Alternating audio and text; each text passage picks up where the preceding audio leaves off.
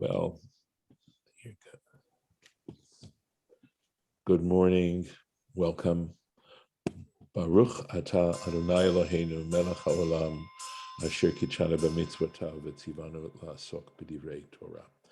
So we have come to the end of that section, that halacha involving vows and oaths, and we're onto a whole new section at this point. And this is just a follow-up on what we left off with regards to the whole story of Balak and what happened at the end there, and the Midianites and the Moabites. So we are picking that narrative up here at this point. So, and Vaydaber Hashem el Moshe lemor. So Hashem spoke to Moses saying, or as Dr. Pamela Barmish likes to say, quote, she doesn't translate lemor, she just simply says, quote, Nakom nikmat b'nei Yisrael. So avenge the vengeance of the children of Israel. Me'et hamidianim, from the Midianites. Achar ta'asef alamecha, and after that you shall be gathered to your people. So this is the very last act, as it were, right, that Moses is commanded to do for the Jewish people. We are certainly coming to the end of the book of Numbers. We've got one more Parsha here that we'll be actually including in this week.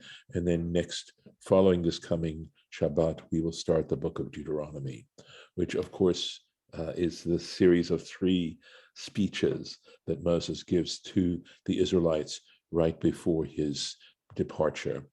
And so it's interesting, right? So we know that after he does this, basically he's being told, after he accomplishes this, it will be time for him to depart. So here we go. So there's a question that this raises, because who does it say for him to take this vengeance? And it's only on the Midianites. And we know, in fact, that the Midianites weren't the only ones. We know that the Moabites were involved as well. And so we're going to examine that a little bit this morning. Me'et hamidianim, that question. Velo me'et hamoavim. And not, Rashi points out, not against the Moabites. It's dafka the Midianites. Why? Shehamoavim nichnasu ladavar mechamat yir'ah. So Rashi gives a really interesting answer. He says that the Moabites essentially had a reason.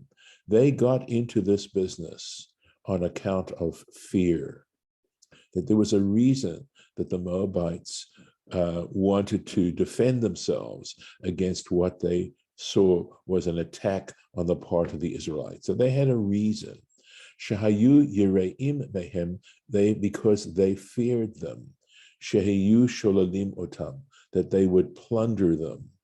Shelo ne'emar, because it only says, al titgar bam milchama. This is later on in Devarim, right, that God tells the Jewish people, do not engage with them in battle. Aval Midyanim, but regarding the Midianites, nit avru al riv lo lahem. So I'm saying, I'm transposing the bet and the resh here, because I'm reading it as nit arvu, which would be to get mixed up. But it could be, and Lauren, I don't know if you're looking at a translation, but basically either it means, or they overreached, something like that, avar, from to pass. But anyway, it seemed to make sense to translate it that they got mixed up in a disagreement, lo lahem, that had nothing to do with them. So this is angered, but that's not necessarily literal. Okay. Well, but it so easily could have been a transposition of these 2 letters, right? And nit arvu would make sense. So I'm actually going to stay with it. And I don't think nit abru in the sense of God getting anger makes as much sense. We'll leave it at that. Thank you, though. I just was wondering. Davar acher, another reason, second reason why God didn't tell the Israelites to take vengeance on the Moabites. mipnei shtei predot tovot, because there were two good pigeons. Sheyeshli, this is as if God is saying this to Moses or to the Israelites.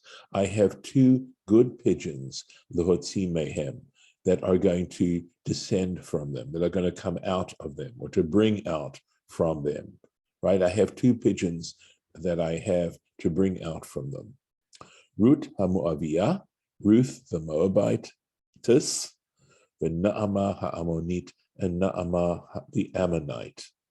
So we all know about Ruth, but who is this Naamah? So apparently I did some research, and Naamah turns out to be a wife of King Solomon's. And King Solomon, if this is correct, at least that was the research that I did. I don't think I still have that piece up on my web. She's the one named. She's named in the Bible. So that's apparently. I will tell you why I'm sort of questioning that, and that is because we'll see. We're going to take a look at Torah Temimah, that would seem to contradict that, but we'll see. So here we go. But here we go. Right here. This is the Torah Temimah on this. Me'et Hamidyanim, from the Midianites. V'halo Moavim hayut chila ladavar. But the fact of the matter is that the Moabites started the whole business. They got the whole thing going. So we'll take a look at his comment here. Ritzonu lamar, that is to say, tchilat sibat hahasata, the beginning of the reason for the seduction or the incitement, shehesit b'ya'atz bil'am lebalak. He is referring, this is advice that Bilam advised Balak, keneged Yisrael, against Israel, the Israelites, were Hayamoav. It was the Moabites. So remember, at the very end, after God has protected the Jewish people against Bilam's curses and won't allow him to curse the Israelites, he only can wind up blessing them. Nevertheless, you may recollect that before he goes off and back on his way back, he tells King Balak this advice about seducing the Israelite men that result in 24,000 of them die. And of course, Balak is the king of Moab, and we have that whole business. So this is sort of interesting, right? So he's suggesting here that there's an even bigger reason to pick on the Moabites as opposed to the Midianites. Ukidichtiv Reish Perik Parshat Balak, and as is written at the very beginning of the Parshat Balak, Vayigar Moav. But it does say Moav. Well, again, Girui can mean incitement. It can also mean fear. Vayomer Moav El Ziknei Midian. So one could actually translate this particular verb in two ways. You could go two ways about it: that they were afraid, or that they decided to incite. And Moab said to the elders of Midian.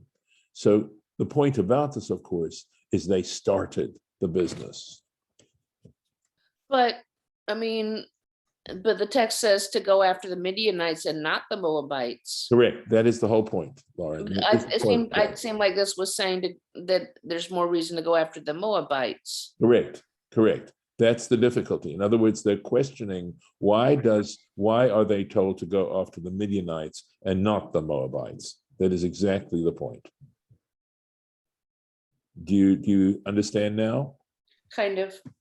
Okay, so the issue is that they're told to go against the Midianites, and they're questioning and saying it doesn't make sense. They say the argument, it's only going to be a rhetorical argument. But so they're building the case to go against the Moabites. Correct. Well, they don't even have, they're saying it doesn't make that. Why does the Torah say this? In other words, it's strange that the Torah says to fight the Midianites and not the Moabites. It doesn't mention them.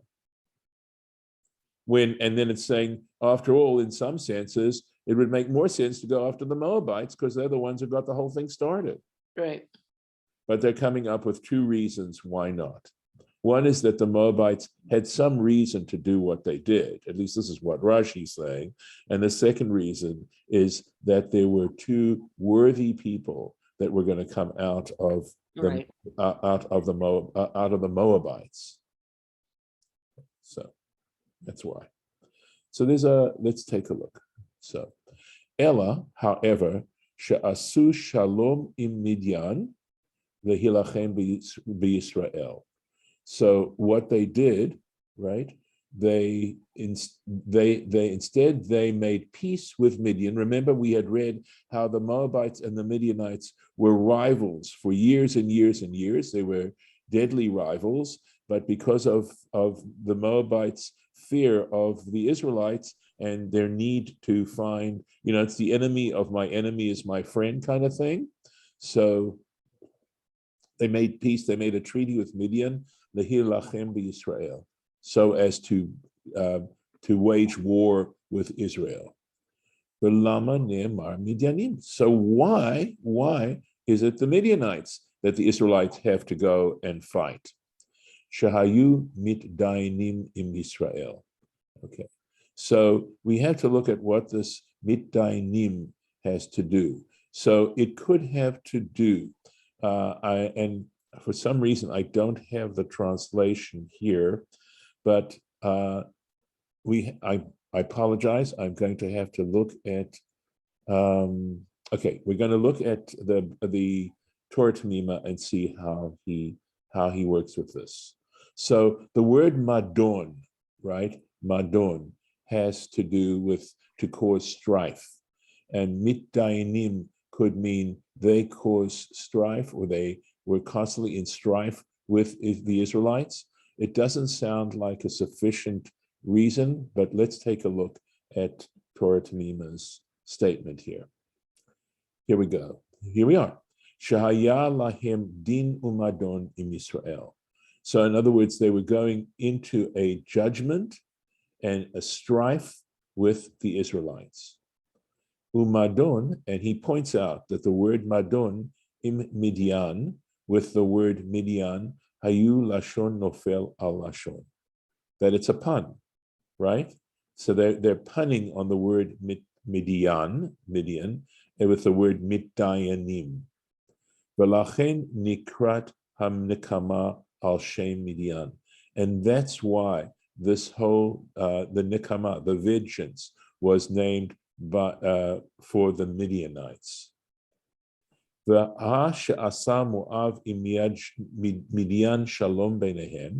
the fact that the Moabites made peace with the Midianites,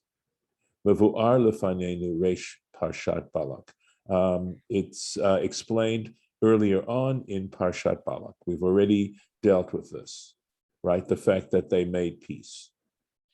So he goes on to say, so he said, this is sounding like the fact that the reason why they use the term, that why the Torah uses the term the Midianites has to do with this struggle and this play on words with the word Midian.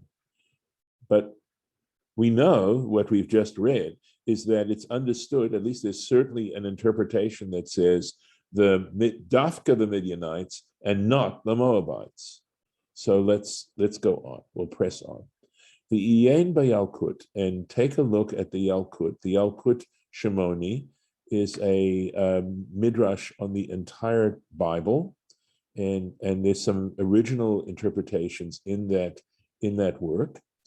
Kan, in this particular where they're talking about this parsha of Mattot, Ita od drasha, there is another interpretation al pasuk zeh regarding this verse. And I'm going to quote. He says, I'm going to quote in this language. Nakom nikmat hamidyanim, right? Avenge the vengeance due the Midianites. Nakom nikmat. So this is interesting.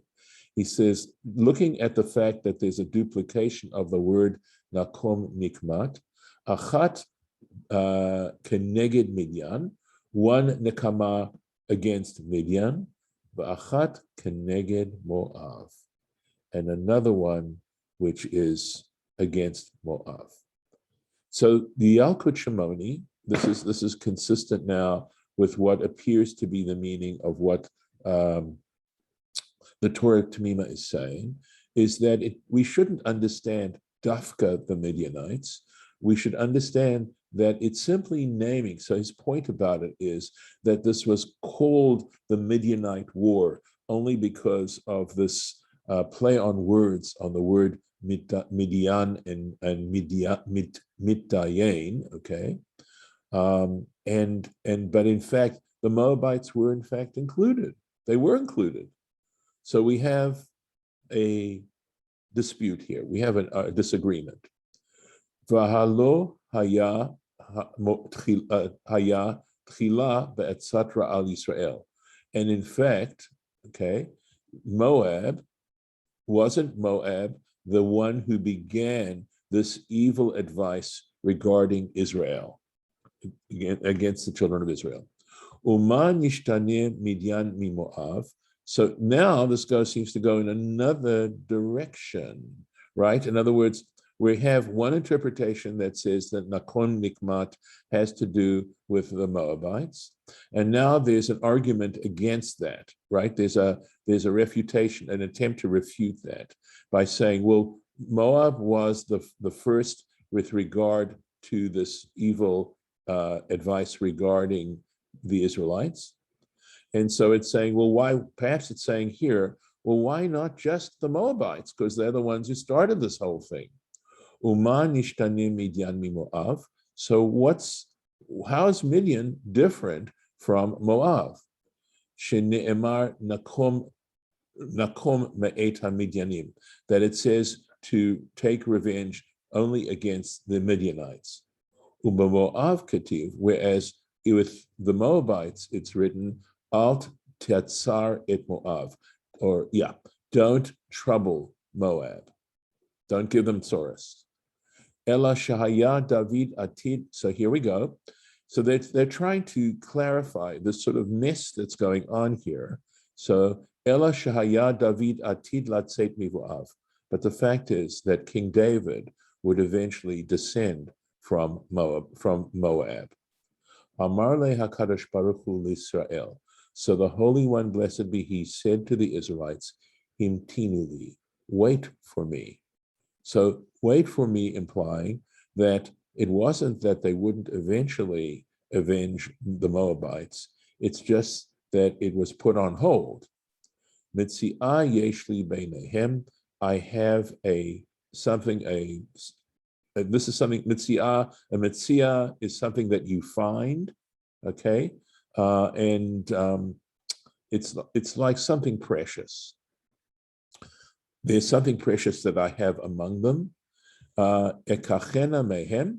First, let me take that. Let me just take that discovery, that finding. V'achar kach asu nikmat bahem. And afterwards, you should take that revenge. You should take revenge. V'chein matzinu, and this is what we find. Shekevan sheba David. So once David, in fact, arrived, Masru HaKadosh Baruch Hu b'yado, the Holy One, blessed be He, placed in his hands, in other words, he then gave David permission to fight the Moabites. Shene'emar, as it says, Vayach et Moab, he smote Moab. Adkan. So this is the entire passage from the Yalkut Shimoni discussing this business here. Ve'kitzur midrasha zo, and there's a shortened version of this particular interpretation. Ba'aba b'Gemara, you can find it in the Gemara in Baba Kama 38:2 Ukevisamuch, as is seen later on. Any questions before I move on with this? Because it's a little complicated. So now are they saying there are three reasons, in fact, because of Ruth? Let's see, the other person, and King David, is that the point about the Moabites? Yeah. Okay. So King David, you understand, is the same as the Ruth reason. Okay. King David is a descendant of Ruth. What it's saying is, so interestingly enough, okay, initially it sounds as if they aren't to take revenge against the Moabites at all. That's how this all started off, right? That the initial interpretation was they only take revenge against the Midianites. Okay. And the way Rashi puts it sounds like period. This is the reason, finished. But now as the Torah Temimah is raising, it isn't so much period, it's a matter of on hold, that it's a suspended sentence. So, which takes care of the problem of why not the Moabites. So why not the Moabites now is because right now we need Ruth to be descended from them, okay? We need her. And that's what it's saying. I'm looking to see. Because, yeah, okay. And Naamah is an Ammonite. And I'm going to have to assume that Naamah somehow is also a Moabite woman. Right. So, but that's the minor character in this. Okay, yeah, got it. Okay. Right. All right. So we've sort of shifted a little bit, or shifted a lot, depending on your point of view. For Alpid Rashazu, and regarding this, and if we follow this particular interpretation of the Yalkut Shimoni, who says that it's not a final decision, that not taking revenge against the Moabites is a suspended sentence. It's not, well, I guess maybe suspended sentence isn't the right term. It's just put on hold, because a suspended sentence allows you to avoid the punishment entirely, and this doesn't do that. So I retract that particular translation or interpretation. He goes on to say, regarding this interpretation, Yityashev Heitev Kushiat HaTosafot. And if we understand this interpretation as opposed to the initial one, right? There is the Kushiat HaTosafot means this difficulty raised by the Tosafot. He says can be understood. It can be answered. You can respond. You can respond to this difficulty that Tosafot raises by Baba Kama in Baba Kama Sham. Remember, there's this question of this in Baba Kama about this incident. Bameh Ita Sham Gemara, because in the Gemara it states there, Alma Shetziva HaKadosh Baruch Hu et Moshe, regarding what the Holy One, blessed be He, commanded Moses, Al Tatzor, if I'm reading this correctly, et Moav, right? Do not trouble, or do not, I feel like it's do not pursue. I was having a challenge figuring out the root, because the ta here refers to the future, and so we're left with two letters, right? And I have a feeling it's sarar, that is the root, sarar, or it could be also tsur, it could be a vav, because as two-letter roots very often are a doubling of the second letter, and very often they're also related to what are called ayin vav verbs. But I wasn't able to really come up with, other than to trouble, I wasn't able to come up with a better translation. V'chima Allah. So the fact that in Deuteronomy, God says to Moses, do not pursue Moab, or do not trouble Moab, something like that. V'chima Allah al da'ato shel Moshe. And why? So that there's an implied question. If God says, don't do this, what's the implication about the person who he's speaking to? This is the classical, from a negative, you infer a positive. Okay, if I tell you to clean your room, what's the implication? You tell me. That it's messy. That it's messy, okay? That's the point. I wouldn't tell you to clean your room if it weren't messy. Likewise, if God is saying to Moses, don't avenge the Moabites, right? If he's saying essentially, don't do it, then what do you think's in Moses' mind? Why would God tell Moses not to do it? Because he's considering doing it. Yeah, right. That's the whole point, right? You don't tell somebody not to do something if they weren't planning on doing it. Okay, so that's the question that Tosafot asks. V'chima Allah al da'ato shel Moshe. Where did this whole idea come? Why would Moses have even considered Lasot Milchama Shelo B'Reshut? First of all, why would he even consider engaging in a war without permission, without God's permission, right? And he explains, Ad Shehaya Darush LaKadosh Baruch Hu Tzavoto, until it was necessary. He's just explaining, so that to the point that God had to demand of him not to do it, right? Why would Moses be so determined to do it?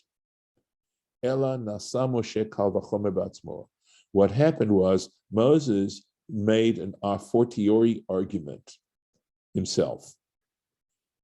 He was deducing this. And we know that a kal vachomer is a legitimate way to interpret Torah. Amar, this is what he was figuring. Uma midyanim. Well, if it was true of the Midianites, shelo ba'u ela la'azor et Moav, who only came to help Moab, right? Amra Torah tzaror et Midyanim. And the Torah says we have to pursue the Midianites, right? First of all, it was the Moabite women who seduced the Israelites, by the way. Okay. And they were the ones who started this. So if God is telling me, this is Moses speaking, to pursue the Midianites, alachat kama v'chama, the Moabites, for sure the Moabites. We had even more reason to attack the Moabites. Moavim atzman lo kol shechein. Certainly the Moabites themselves, certainly God would want us to do this. So in other words, Moses was drawing a logical conclusion from the fact that God had told him to attack the Midianites. From this, he concluded, well, then for sure the Moabites.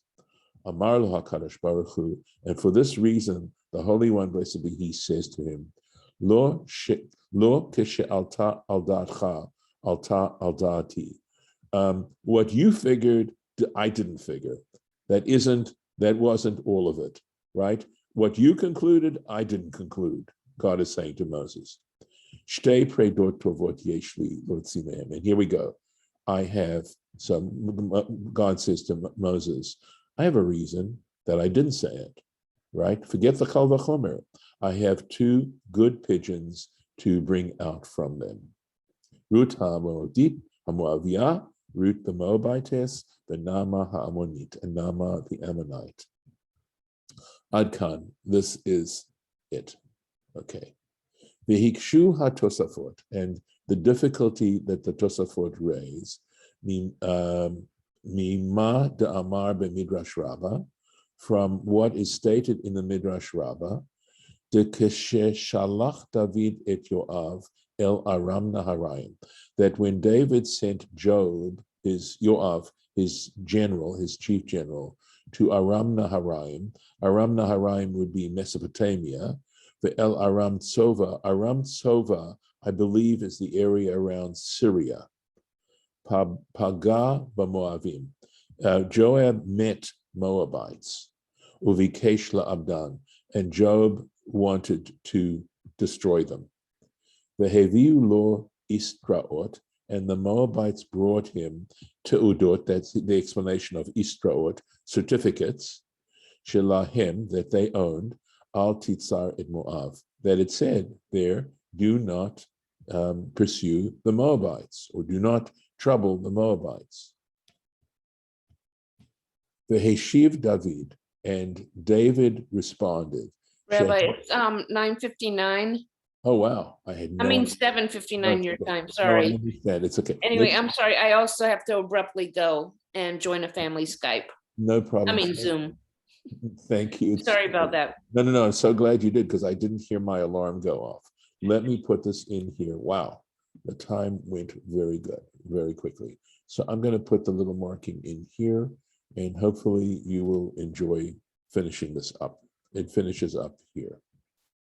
All right, we'll stop the share, and I'll stop the recording and thank those who have been following us.